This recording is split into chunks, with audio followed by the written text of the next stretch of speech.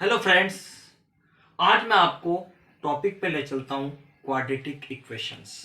सबसे पहले हम इसकी पढ़ेंगे बेटा डेफिनेशंस। इसकी डेफिनेशन है क्या, इसके बारे में अपन समझेंगे। A quadratic equation in the variable x is an equation of the form x square plus b x plus c equal to zero where A, B and C. A, B and C are real numbers.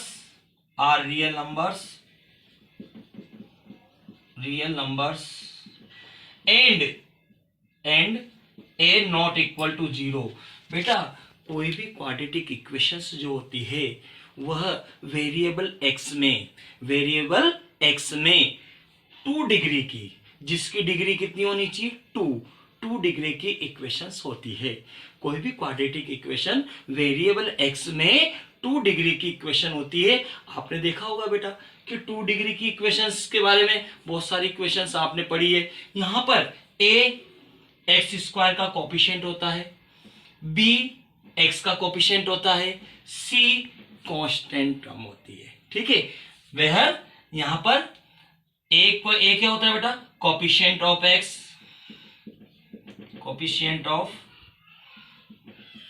Square, b क्या है coefficient of x and c क्या है constant. सी क्या होता है बेटा constant होता है। अब आपको यह मालूम हो गया कि जहां पर 2 डिग्री की, जहां पर वेरिएबल की डिग्री 2 हो, वेरिएबल की डिग्री कितनी हो बेटा 2, यदि वेरिएबल की डिग्री 2 हो वही क्या होगी क्वाड्रेटिक इक्वेशन।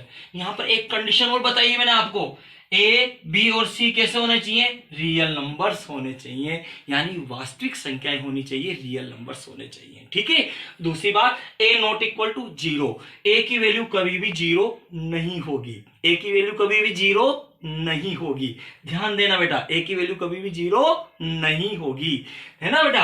अगर ए जीरो हो जाता है तो आप बताओ बेटा, यदि ए की वैल्यू जीरो हो जाए तो बेटा b x plus c equal to zero रह जाएगा। और बताओ ये क्वाड्रेटिक इक्वेशन नहीं होगी, ये याद है क्या होगी, ये लीनियर इक्वेशन होगी। कौन सी इक्वेशन होगी लीनियर इक्वेशंस। इसको हम कहते हैं लीनियर इक्वेशन, रैखिक समीकरण के नाम से इसको हम जानते हैं, लीनियर इक्वेशंस इसको हम यहां पर कहते हैं। ध्यान देना बेटा, फॉर एग्जांपल्स अपन लेते हैं, यहां पर कुछ एग्जांपल हम लेते हैं इसके, जैसे क्वाड्रेटिक इक्वेशंस के एग्जांपल क्या क्या हो सकते हैं। जैसे मैं आपसे कहा 3x square plus b x 3x square plus c x 6x plus 7 is equal to zero, यहां पर है। अब आपसे मैं कहूं इसमें a बताओ, b बताओ, c बताओ, आपको इसमें फाइंड करना है बेटा ए बी सी। क्या फाइंड करना है ए बी सी आपको फाइंड करना है। तो बता सकते हैं आप हियर a बराबर क्या है, यहां पर एक्स स्क्वायर का कोफिशिएंट, a क्या है coefficient of x square, x square का कोफिशिएंट, देखो एक्स स्क्वायर से कौन मल्टीपल हो रहा है 3, तो यहां पर a equals to 3, b equals to क्या है बेटा 6, x का कोफिशिएंट क्या है 6, तो b की वैल्यू क्या है बेटा 6। और कांस्टेंट टर्म क्या है यहां पर कांस्टेंट, जिसके साथ x नहीं हो वही कांस्टेंट, जिसके साथ x नहीं हो वही कांस्टेंट। तो यहां कांस्टेंट टर्म क्या है बेटा c इक्वल टू कितनी है 7। तो आप बता सकते हैं किसी क्वाड्रेटिक इक्वेशन में एबीसी फाइंड कर सकते हैं। यस, एक और एग्जांपल अपन देखते हैं जिसमें आपको एबीसी फाइंड करने हैं। देखिए बेटा, यहां पर मैं आपको एक क्वेश्चन लेता हूं, 3x square minus 7x plus 18, find A B and C. आपको एबीसी क्या करना है बेटा फाइंड करना है। इस इक्वेशंस में आपको क्या फाइंड करना है ए बी और सी फाइंड करना है। तो देखो बेटा हियर यहां पर आप ए, आपको क्या बताया था मैंने, ए क्या कहलाता है एक्स स्क्वायर का कोफिशिएंट। तो बताओ एक्स स्क्वायर के साथ कौन मल्टीपल है, एक्स स्क्वायर के साथ 3 मल्टीपल है, यानी 3, ए इक्वल्स टू 3। एक्स का कोफिशिएंट, जो भी एक्स का कोफिशिएंट हो वह बी कहलाएगा। तो बताओ बी एक्स के साथ क्या है बेटा मल्टीपल -7, और 7 किसके हैं ये माइनस के 7। ठीक है बेटा, और सी यानी कांस्टेंट क्या है बेटा 18। अब आपको मैं एक और क्वेश्चन देता हूं इसके ऊपर आधारित, ध्यान देना बेटा। हाँ, एक और सेकंड क्वेश्चन था, ये थर्ड आपको मैं देता हूं। आपसे मैं पूछता हूं कि इसमें एबीसी बताइए। 7x² plus 90 119 is equal to 0। ये आपके पास मैंने एक क्वाड्रेटिक इक्वेशन लिखी है। अब आपको ये बताना है इसमें कि इस क्वाड्रेटिक इक्वेशन में ए बी सी क्या होंगे। तो बता सकते हैं आप? वेरी गुड, वेरी गुड, बता सकते हो। तो बताइए बेटा जरूर। ए क्या है यहाँ? x² का कोफिशिएंट, x² के साथ क्या है 7 मल्टीपल है, तो a = क्या हो गया बेटा 7 हो गया। डन। बी, अब आप बताओ क्या यहां पर x का कोफिशिएंट है? नो, यहां x का कोफिशिएंट कहीं नहीं है। तो जब x का कोफिशिएंट ही नहीं है तो आप बताओ यहां पर b = क्या है 0। जब x का कोफिशिएंट नहीं है तो वो क्या है 0। b की वैल्यू क्या है यहां पर 0। और c बराबर क्या हो गया बेटा 119। 11 क्या है 9 यानी कांस्टेंट टर्म। ध्यान देना बेटा, अगर मैं आपको एक और क्वेश्चन में यहाँ देता हूं, एक और क्वेश्चन में आपको यहाँ देता हूं, ध्यान देना। यदि मैंने आपको एक क्वेश्चन दे दिया कि x² = 8x + 100, ये क्वेश्चन आपको दे दिया मैंने। अब आपसे कहा जाता है कि इसमें एबीसी फाइंड कीजिए। क्या फाइंड कीजिए? एबीसी बताइए। तो क्वाड्रेटिक इक्वेशन में अपन एबीसी कोफिशिएंट होते हैं, आप जानते हो। ए x² का कोफिशिएंट, बी x का कोफिशिएंट, सी कांस्टेंट, ये जानते हो। लेकिन बट आपको ध्यान देना बेटा कि आपको स्टैंडर्ड फॉर्म में लिखना है। और इसकी क्वाड्रेटिक इक्वेशन की स्टैंडर्ड फॉर्म आप जानते हो क्या होती है? x² + bx + c = क्या होती है 0। जब तक आप इसको इस फॉर्म में नहीं लिखोगे तब तक आपके एबीसी आपको नहीं मिलेंगे, ध्यान रखना। और ये तो आपका कॉमन सेंस कहता है कि आप डायरेक्ट भी बता सकते हो, ठीक है। लेकिन सबसे पहले = 0 की फॉर्म में आना चाहिए। यस, तो आप क्या करोगे 8x को इधर लाएंगे, 100 को इधर लाएंगे, तो x² - 8x - 100 = क्या होगा बेटा 0। हुआ नहीं हुआ? 8x इधर आके ये प्लस का है, = किधर आएगा माइनस का हो जाएगा। 100 प्लस का है, इधर आएगा माइनस का हो जाएगा, = 0 हो गया। अब आप बता सकते हो बेटा ये हमारे इस फॉर्म में आ गया। x² का कोफिशिएंट क्या है a, तो a = क्या है यहाँ पर 1, b = -8, c = -10। अब आपको मैं बताऊंगा c = क्या है -100। कितना है बेटा -100, ठीक है। यही आपके क्या हो गया एबीसी के कोफिशिएंट हो गए। अब आपको हम पढ़ते हैं कि क्वाड्रेटिक इक्वेशन को सॉल्व करने का क्या क्या मेथड है, इसके method of quadratic equation of solution, इसके सॉल्यूशन का क्या क्या मेथड होता है, वो किस किस प्रकार से तो सॉल्व कर सकते हैं, इसके बारे में अपन यहाँ देखेंगे। अब मैं आपको लेके चलता हूँ सॉल्यूशन ऑफ क्वाड्रेटिक इक्वेशंस, इसके बारे में आपको मैं बताऊंगा। तो इसको 3 टाइप से हम पढ़ेंगे बेटा। इसका सॉल्यूशन, क्वाड्रेटिक इक्वेशन का सॉल्यूशन को हम 3 टाइप से करना सीख सकते हैं। फर्स्ट टाइप होता है बेटा factorization method, second type quadratic formula, और थर्ड टाइप है बेटा कंप्लीट स्क्वायर मेथड, ठीक है। ये 3 टाइप से अपन यहाँ पढ़ना सीखेंगे। तो यहाँ सबसे पहले फैक्टराइजेशन मेथड अपन यहाँ पर सीखेंगे। सबसे पहले इसके बारे में आपको जानना होगा कि यार ये अपन सॉल्यूशन क्या है इसका। एक्चुअली सॉल्यूशन है क्या चीज? सॉल्यूशन है इसकी वैल्यू, इसकी रूट निकालना ही इसका सॉल्यूशन है। यानी कि आपसे मैं कहूं कि रूट क्या है, रूट यानी वैल्यू, रूट यानी क्या है बेटा वैल्यू है उसकी। और किसकी वैल्यू? क्वाड्रेटिक इक्वेशन की वैल्यू। ये निकालना अपन यहाँ पर सीखेंगे, यानी उसकी मान यहाँ पर अपन क्या करना सीखेंगे, फाइंड करना करेंगे वैल्यू। अब बात उठती है यार ऐसा ही क्यों? आपने क्लास 9 पढ़ी थी एनसीईआरटी क्लास 9th में आपने एक टॉपिक पढ़ा था पॉलिनोमियल्स। पॉलिनोमियल्स आपको आप डिनोट करते थे px से, और 2 डिग्री के पॉलिनोमियल्स को आप लिखते हो बेटा px = x² + px + c। ये 2 डिग्री का मैंने पॉलिनोमियल्स निकला 1 वेरिएबल में वन वेरिएबल में x में मैंने 2 डिग्री का एक पॉलिनोमियल यहां पर लिया। यहां पर आपने एक पार्ट पढ़ा था कि इसके क्या होते हैं, जीरोज होते हैं। क्या होते हैं बेटा, जिसके जीरोज होते हैं, क्या होते हैं इसके जीरोज। किसी भी पॉलिनोमियल को जो सेटिस्फाई कर देते हैं वह वैल्यू जो इस पॉलिनोमियल को सेटिस्फाई कर दे वह उसका क्या कहलाता है, जीरो कहलाता है, जीरोज कहलाता है, यानी इसको जीरो कर देता है, जीरो कहलाता है। ठीक है, इसी प्रकार आपको ध्यान देना बेटा, अगर इसको मैं, अब ये पॉलिनोमियल है, इसको क्वाड्रेटिक इक्वेशंस को कैसे करेंगे, इसको कन्वर्ट, तो क्वाड्रेटिक इक्वेशंस करेंगे यदि px इक्वल टू क्या हो जाए, जीरो। तो कोई भी पॉलिनोमियल क्वाड्रेटिक इक्वेशन कब बनती है, जब px इक्वल टू क्या हो जाता है बेटा, जीरो। दैट इज, आप समझ सकते हो बेटा, x square plus b x plus c बराबर जीरो। इसको ही हम क्या कहते हैं बेटा, क्वाड्रेटिक इक्वेशन। जिस प्रकार इसके जीरो होते हैं उसी प्रकार इसके क्या होते हैं, रूट होते हैं। यानी कि इस इक्वेशंस को वह वैल्यू जो सेटिस्फाई कर दे वही उसकी क्या कहलाते हैं, रूट कहलाते हैं बेटा। क्या कहलाते हैं, रूट। और हम सॉल्यूशंस में क्या करेंगे, रूट को ही फाइंड करना सीखेंगे। यहां पर क्या करेंगे बेटा, रूट को फाइंड करना हम यहां पर सीखेंगे। तो फर्स्ट टाइप में बता रहा हूं बेटा आपको, फैक्टराइजेशन मेथड। देखिए क्या होता है इसका, हम एक एग्जांपल लेते हैं। एग्जाम्पल फर्स्ट अपन यहां पर देख लेते हैं बेटा। जैसे मैंने लिया बेटा x square plus 6x plus 8 is equal to zero. आपसे कहेगा कि find the root of quadratic equation. इस क्वाड्रेटिक इक्वेशन के रूट आपको फाइंड करने हैं। तो आप बताओ इसकी वैल्यू कैसे निकालेंगे, x की वैल्यू, यानी x का मान यानी इसकी वैल्यू निकालना। ठीक है, तो अब इसको क्या करना है, फैक्टराइजेशन मेथड होता क्या है, फैक्टराइजेशन मेथड होता क्या है आपको मालूम है बेटा। क्या करते हैं इसको समझो, समझना, हमेशा ध्यान देना।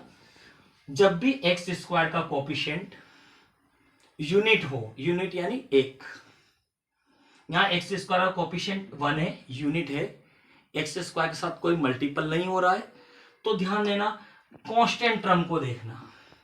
कांस्टेंट टर्म क्या है यहां पर, 8। इसको एक तरफ रख लेना, 8 को हम एक तरफ यहां पर रख लेंगे। इस 8 के फैक्टर करेंगे हम, क्या करेंगे, फैक्टर। अब आप जानते हो 8 के फैक्टर क्या होता है, 8 1 जा 8। दूसरा फैक्टर बेटा 8 का ये भी तो होता है, 4 2 जा 8। ओनली फॉर 2 फैक्टर करने, प्राइम फैक्टर मत कर देना, ओनली फॉर 2 फैक्टर्स। इस 8 के ऐसे 2 फैक्टर करेंगे जिन्हें ऐड करने पर लास्ट यानी कांस्टेंट टर्म के आगे साइन देखना है। ये किसका साइन है, प्लस का। प्लस का साइन बताएगा बेटा हमें ऐड करना। और यदि माइनस का होता लास्ट टर्म के आगे, कांस्टेंट टर्म के आगे माइनस का साइन होता तो हमें बताता ये नेगेटिव यानी माइनस करना। ठीक है, तो यहां पर बेटा लास्ट टर्म के आगे देखो बेटा किसका साइन है, प्लस का। हमने 8 के फैक्टर किए, 8 1 जा 8 होते हैं, मल्टीप्लाई करेंगे तो 8 आ रहा है, 4 2 जा भी 8 होते हैं, और सोचो और नहीं होते। ठीक है, हमें यही मालूम है। ठीक, अब हम देखते हैं इन दोनों में से कौन सा फैक्टर यूज आएगा। तो हमने देखा लास्ट टर्म के आगे किसका साइन है, प्लस का। जब प्लस का साइन है तो ऐड करना, और यदि माइनस का हो तो सब्सट्रैक्ट करना।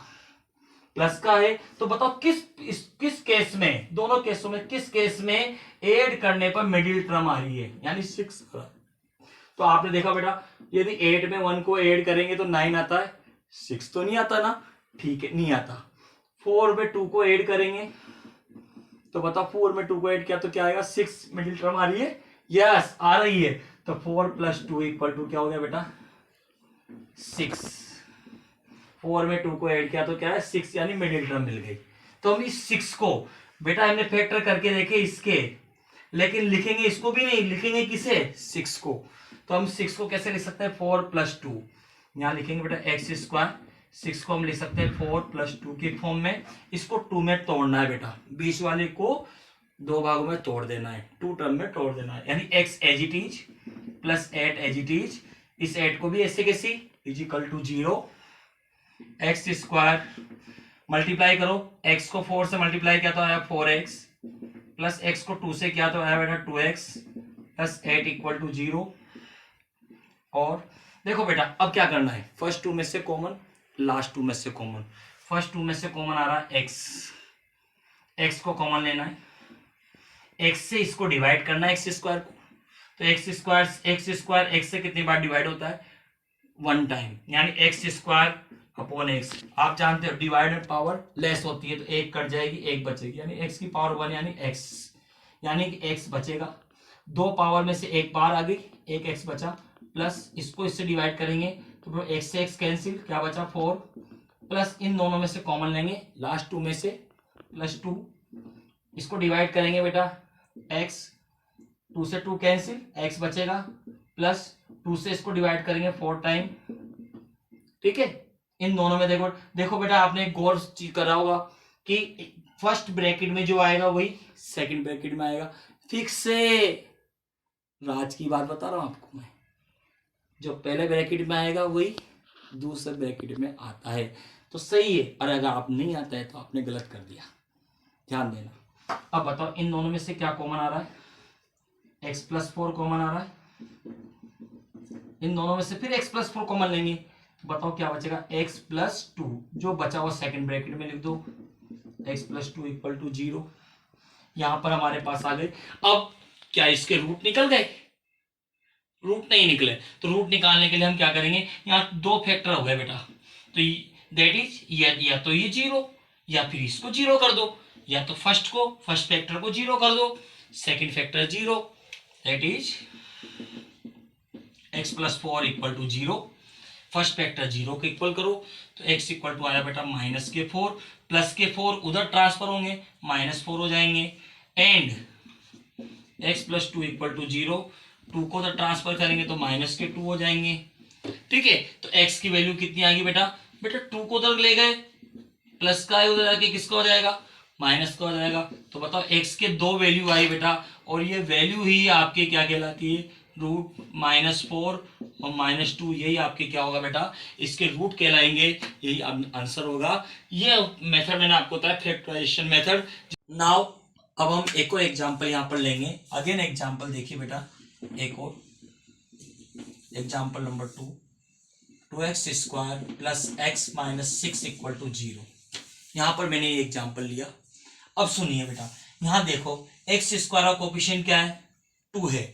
यहाँ अब x स्क्वायर से 2 मल्टीपल हो रहा है, तो सबसे पहले यूनिट नहीं है, यदि यूनिट नहीं हो, x स्क्वायर का कोफिशिएंट यूनिट नहीं हो, किसी भी टर्म का मल्टीपल हो, तो आप क्या करेंगे, कांस्टेंट से, यहाँ 2 से मल्टीपल हो रहा है तो इस कांस्टेंट 2 को इससे मल्टीपल करना है, लास्ट टर्म से मल्टीपल करना है, यानी कि 2 को 6 से मल्टीपल करेंगे तो 2 6 जा कितने हो गए, 12। क्या होंगे बेटा, 12। इसको हम एक तरफ यहाँ पर लिख लेना है। सबसे पहले क्या काम करना है, एक्स स्क्वायर का कोफिशिएंट देखना है, उसको लास्ट टर्म से मल्टीपल करना है, यानी 6 से मल्टीपल हमने किया, 2 को 6 से मल्टीपल करेंगे तो 12 आएगा, 12 को एक तरफ लिखना है। हमें फैक्टर करने हैं बेटा 2 के, फैक्टर किसके करने हैं हमें, 12 के। अब 12 के हम फैक्टर क्या क्या कर सकते हैं, 12 1 जा 12, एक तो ये होंगे, दूसरा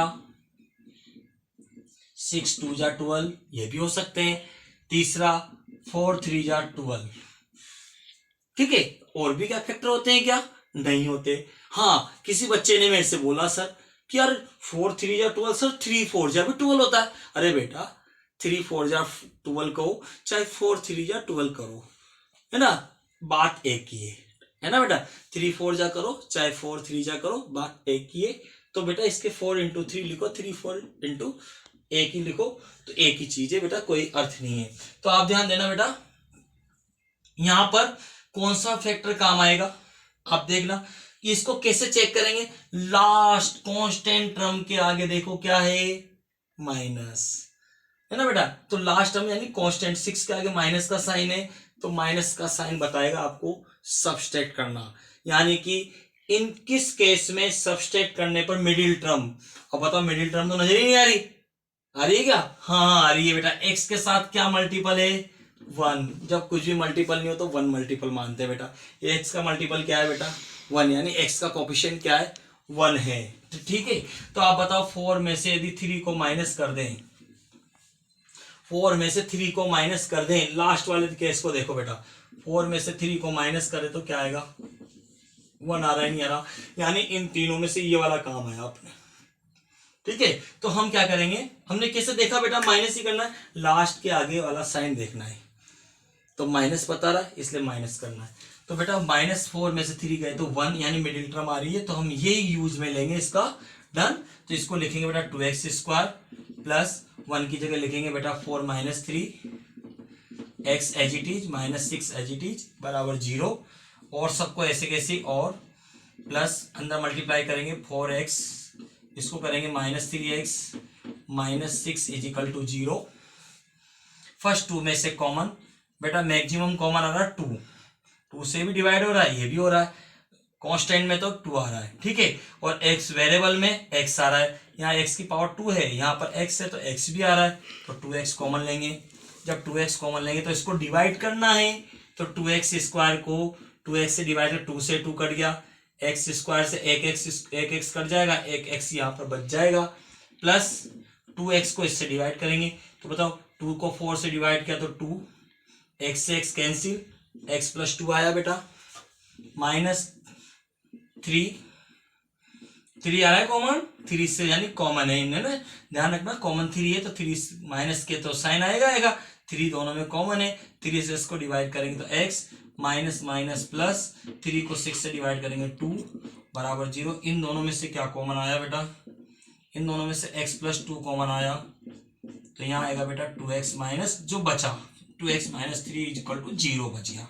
अब दैट इज x + 2 = तो 0 हो गया, तो x की वैल्यू तो आ गई -2, प्लस के 2 उधर ट्रांसफर हो जाएंगे, माइनस के हो जाएंगे, एंड 2x - 3 = 0, 3 उधर ट्रांसफर होंगे, 2x = 3, x = आया बेटा -3 उधर ट्रांसफर होकर प्लस का हो जाएगा, x की वैल्यू आएगी बेटा 3, 2 से डिवाइड करेंगे 3/2। नंबर 2 अपन मेथड पढ़ेंगे बेटा, इसको सॉल्यूशन सोल्व करने का क्वाड्रेटिक इक्वेशन को। ये होता है बेटा आपके quadratic formula, quadratic formula. Quadratic formula क्या होता है, ध्यान देना बेटा, आपके पास क्वाड्रेटिक इक्वेशन ये होती है x² + bx + c = 0, ये इस फॉर्म में होती है ना बेटा, और आप जानते हो बेटा यहाँ पर वेयर a ≠ क्या होता है 0, इस फॉर्म की होती है। इसका जो सॉल्यूशन होता है श्रीधराचार्य ने दिया था, और इसको सबसे पहले उन्होंने सोल्व किया था। इससे पहले भी इसका क्वाड्रेटिक इक्वेशन का सॉल्यूशन दिया था ब्रह्मगुप्त ने। किसने दिया था बेटा, ब्रह्मगुप्त ने, ध्यान देना। और बाद में इसको श्रीधराचार्य ने इसको सोल्व करने का एक सूत्र दिया, उसी को हम क्या करते हैं क्वाड्रेटिक फॉर्मूले के नाम से जानते हैं।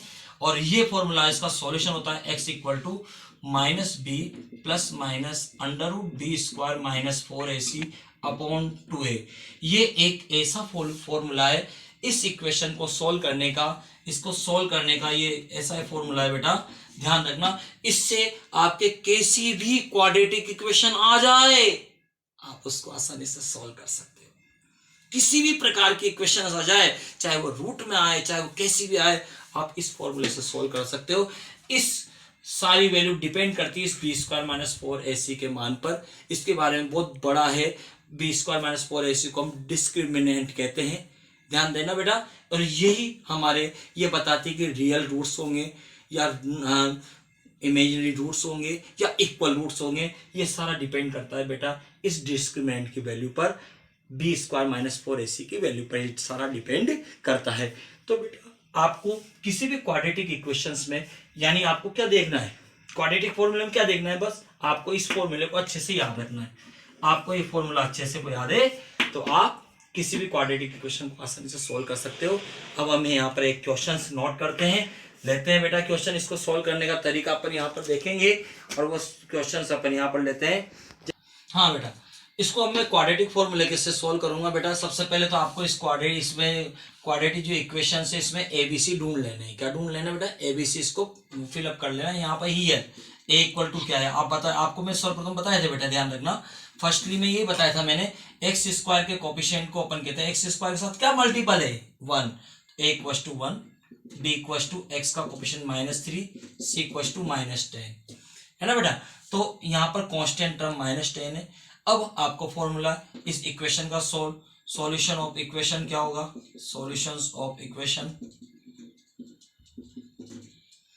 आपके ये होता है बेटा formula x equal to +- root b square -4ac upon 2a, x equal to minus b की वैल्यू -3 ± अंडर रूट बी का स्क्वायर यानी -3 का स्क्वायर -4, ए की वैल्यू 1, सी की वैल्यू -10 अपॉन 2 इंटू ए की वैल्यू 1। इसको सॉल्व करेंगे बेटा आंसर आ जाएगा। किसी प्रकार का क्वेश्चन आ जाए आप इसको फटाफट solve, minus minus plus minus minus plus होता है बेटा, आप जानते हो ना। तो 3 ± -3 का स्क्वायर -3 का स्क्वायर करो, -3 को -3 से मल्टीपल करना है मतलब, तो माइनस माइनस प्लस और 3 3 जा 9, तो -3 का स्क्वायर आएगा 9, माइनस माइनस हो गया बेटा प्लस, और 4 1 जा 4, 4 1 जा 4, 4 को 10 से मल्टीपल किया तो 40 अपॉन 2 1 जा 2, x इक्वल टू आया बेटा 3 ± 49 हो गया बेटा ये अपॉन 2, ये आ गया बेटा x की वैल्यू। यहां पर अपन इसको सॉल्व कर सकते हैं। आगे देखिए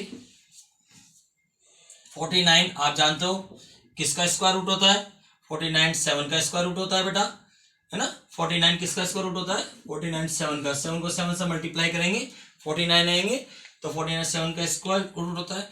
एक बार पॉजिटिव साइन लेना, पॉजिटिव साइन ले लेना है। x इक्वल टू 3 + 7 अपॉन 2, 3 में 7 को ऐड किया 10 अपॉन 2 इज इक्वल टू 5 आएगा बेटा। x की वैल्यू तो 5 आई। एंड एक बार नेगेटिव साइन लेना, नेगेटिव साइन लेंगे तो नेगेटिव साइन में x इक्वल टू आएगा बेटा आपके पास माइनस का 7 लेना है, -7 अपॉन 2। ध्यान दें बड़ी टर्म 7, स्मॉल 3, 7 में से 3 जाएंगे 4 बचेंगे माइनस के अपॉन 2, 2 से 2 कट गया माइनस की 2, x की 2 वैल्यू हमारे पास आ गई, यानी 2 रूट्स हो गए बेटा इसके। x इक्वल टू क्या हो गया बेटा, आंसर क्या आ गया, x इक्वल टू क्या क्या आएंगे बता सकते हैं, -2 और 5, यही आपके क्या है बेटा आंसर है।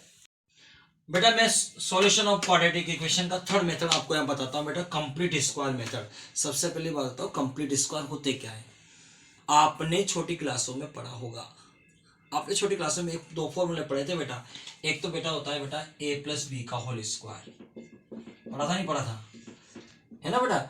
a + b का होल स्क्वायर पढ़ा था बेटा, a² + 2ab + b², ये फॉर्मूला आपने पढ़ा था, है ना बेटा। दूसरा पढ़ा था a - b का whole square, a² - 2ab + b²। तो बेटा ये ध्यान रखना ये कंप्लीट स्क्वायर है, ये एक टर्म के लिए लिखा है, स्क्वायर फॉर्म में लिखा हुआ है, इसलिए इसको कहते हैं कंप्लीट स्क्वायर। तो इस मेथड को अपन यहाँ पर फॉलो करेंगे। और ध्यान देना, बताओ इस 3 टर्म्स को हम 1 टर्म में कन्वर्ट कर देते हैं, तो ये होता है कंप्लीट स्क्वायर। हमारे पास 2 ही फॉर्मूले होते हैं, ध्यान रखना आप अच्छे से पढ़कर आए हो, यही कंप्लीट स्क्वायर है। अब इसको इस फॉर्म में लिखना है, आपको कैसे लिखते हैं देखो समझना। अब यहाँ पर देखना एक क्वेश्चन में लेता हूं बेटा मैं आपके सामने, x² + 2x - 143 = 0। ये क्वेश्चंस अपन यहाँ पर लेते हैं, इसको अपन सोल्व करना सीखते हैं बेटा कंप्लीट स्क्वायर मेथड से। सबसे पहले क्या करा जाएगा, क्या करोगे आप इसमें, आप क्या करेंगे ध्यान देना, कोफिशिएंट ऑफ x² देखेंगे। x² का कोफिशिएंट को यूनिट करते हैं, यूनिट यानी 1 करते हैं। तो आप देखो बेटा यहाँ x² का कोफिशिएंट यूनिट है, ऑलरेडी यूनिट है पहले से। अगर यहां पर अगर मैं 5 से मल्टीपल होता तो मैं सबसे पहली स्टेप में क्या करता, 5 से पूरी इक्वेशन को डिवाइड करता, है ना। लेकिन यहां पर तो ओनली फॉर क्या है बेटा, x² है, ये ऑलरेडी यूनिट है। तो अब आपको क्या करना है कि इस कांस्टेंट टर्म है, इस कांस्टेंट टर्म को हम RHS में ले जाएंगे। LHS जानते हो = के इधर होता है और RHS उधर होता है = के दूसरी तरफ। तो अपन इस 143 को उधर ले जाएंगे, 143 इसको ट्रांसफर कर देंगे, प्लस का है माइनस का है तो प्लस हो जाएगा, प्लस होता है तो माइनस हो जाएगा। तो सबसे पहले मैंने आपके सामने क्या किया ये कि इसको मैंने उधर ट्रांसफर करके लिख दिया, बराबर 143 आ गया। डन। अब आगे अब पढ़ते हैं। अब आपको क्या करना है, देखना है एक्स का कोफिशिएंट। बताओ एक्स का कोफिशिएंट क्या है, 2। अब बताओ यहाँ कंप्लीट स्क्वायर में 2 से मल्टीपल हो रहा है ना, देखो 2ab, इसलिए हम उसका करेंगे हाफ। क्या करेंगे, हाफ। तो बताओ एक्स कोफिशिएंट ऑफ एक्स क्या है, बताओ कोफिशिएंट ऑफ एक्स इज कितना है बेटा, 2। एक्स का कोफिशिएंट 2 है, इसका हाफ करेंगे, एंड हाफ, इसका हाफ करो। बताओ 2 का हाफ क्या होता है, 1। एंड इसका करना है, इसका स्क्वायर करना है। स्क्वायर क्या होता है, स्क्वायर क्या होता है बेटा, 1 का स्क्वायर क्या होता है, 1 ही होता है ना। Adding both side, adding both sides, दोनों तरफ उसको क्या कर देंगे बेटा, ऐड कर देना है। यानी 1 को अपन, इस 1 का स्क्वायर 1 होता है, 1 को अपन दोनों तरफ इधर भी 1 को ऐड कर देंगे, इधर भी 1 को ऐड कर देंगे।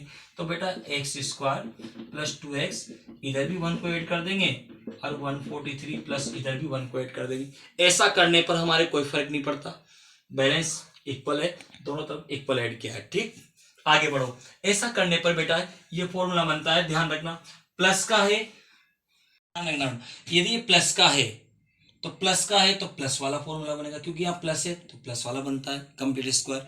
माइनस है तो माइनस, मिडिल टर्म को देखना बेटा, एक्स का कोफिशिएंट प्लस का है तो प्लस वाला बनना है, माइनस है तो माइनस वाला बनेगा। तो आप बताओ बेटा कैसे बना, एक्स स्क्वायर का स्क्वायर रूट होता है बेटा एक्स, एक्स स्क्वायर का वर्गमूल यानी स्क्वायर रूट होता है एक्स होता है, प्लस का है प्लस का बनेगा, और 1 का स्क्वायर रूट होता है 1 का स्क्वायर रूट 1, क्योंकि 1 का स्क्वायर करेंगे 1 है तो 1 का स्क्वायर रूट भी 1 होता है। तो बेटा ये बनेगा x का स्क्वायर रूट, तो x 1 का 1, x प्लस 1 का क्या बना बेटा, ये whole square is equal to 144। 143 में 1 को ऐड किया तो 144। अब हम यहाँ क्या लेंगे, यहाँ पर हमारा होल स्क्वायर आ गया ना बेटा, तो हम यहाँ लेंगे बेटा square root, taking square root both sides, taking square root both sides है ना, दोनों तरफ स्क्वायर रूट लेंगे। तो स्क्वायर रूट लेंगे तो मतलब ये ऑलरेडी स्क्वायर है, स्क्वायर से स्क्वायर रूट कैंसिल आउट हो जाता है, तो यहाँ तो आएगा बेटा x प्लस 1, और यहाँ बेटा यहाँ तो स्क्वायर था ही नहीं, तो प्लस माइनस 144, इसका स्क्वायर रूट लेना पड़ेगा बेटा। तो आप जानते हो बेटा x plus 1 is equal to, इसका आता है बेटा 12। 144 का स्क्वायर रूट क्या होता है, 12। 12 को 12 से मल्टीपल करेंगे तो 144 होता है, तो 144 का स्क्वायर रूट 12। एक बार पॉजिटिव साइन लेंगे तो बेटा x प्लस 1 इक्वल टू आएगा 12, x के इक्वल टू 12 माइनस 1 यानी 11 आ गया। एंड एक बार लेंगे बेटा नेगेटिव साइन लेंगे तो x प्लस 1 इक्वल टू आया बेटा माइनस 12, x की वैल्यू आई माइनस 12 माइनस 1 यानी माइनस के 13। हमारे पास बेटा ये आंसर होंगे, x की एक वैल्यू तो आई 11, दूसरी वैल्यू आई बेटा, आंसर लिख देना, x की एक वैल्यू तो आई बेटा आपके क्या आई 11 और दूसरी वैल्यू माइनस 13, यही आपके क्या होगा बेटा आंसर हो जाएगा। हाँ तो बच्चों बेटा आज मैंने आपको 3 मेथड सिखाए, क्वाड्रेटिक इक्वेशन के बारे में बताया, क्वाड्रेटिक इक्वेशन को सोल्व करने के 3 टाइप्स बताए थे, 3 टाइप्स के बारे में पढ़ा। तो आज आपने जो सीखा इसके आप एनसीईआरटी के क्वेश्चंस आप सोल्व करेंगे। Thank you.